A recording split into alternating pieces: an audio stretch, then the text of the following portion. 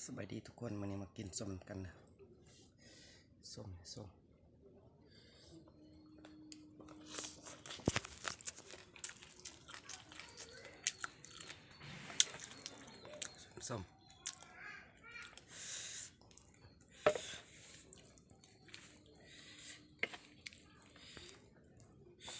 บ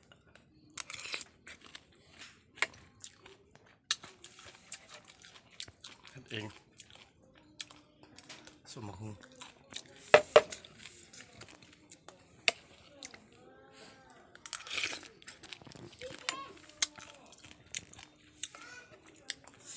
กันเนอะ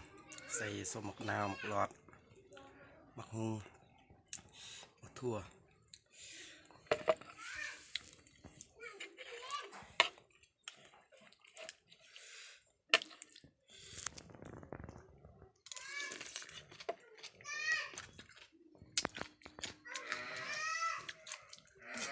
กินกับข้าว